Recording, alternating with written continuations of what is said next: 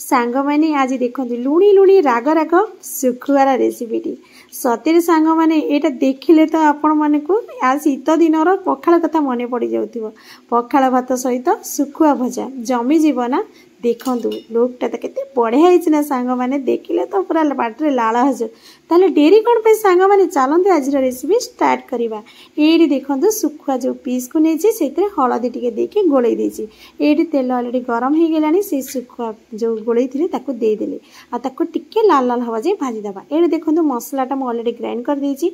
ये सोरिष जीरा रसुण और सुखिला लंका दे ग्राइंड कर से नेली गोटे चमच मसलारू से हलदी आउ चिल्ली पाउडर देली आ जस्ट टिके लुण देवा सांग माने कहीं कहले एटा अलरेडी लुणी सुखुआ लुण बेसी देले लुणिया हो जीवो खाली मसला पाइके टिके लुण दबा। ये पानी देके ताकू चलतु गोलेबा आउ साइड रे रखबा। ये देखो सुखुआटा अलरेडी भाजी हो गलानी चलतु से मसला को ऊपर दे देबा ता ऊपर टमाटो को देदेबा। ये आम घाटीबानी कि गोलेबानी सेमती आम ढांकुणी रे घोड़े देवा। यहाँ को टिके भाजी हवा को छाड़ीदेवा। मोर रेसिपी आपण मानक केमती लगुच सांग माने जदि भल लगुथिबा लाइक करिवे शेयर करिवे आउ कमेंट देवे आ लास्ट रे सब फॉलो बटन टी को दबे दे सांग माने जे भी मु वीडियो छाड़ीबी संगे संगे आपण मानक पाखरे पहुंची जीवो।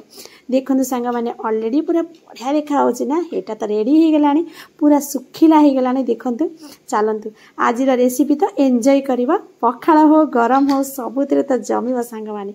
देखंतु एटा तो रेडी हो गला केमती देखा होची सांग माने। चलंतु आज रेसिपी तो कंप्लीट हो गला। मु पुणी आसीबी आ गोटे वीडियो से पर्यंत समस्त को बाय नमस्कार ओम साईराम।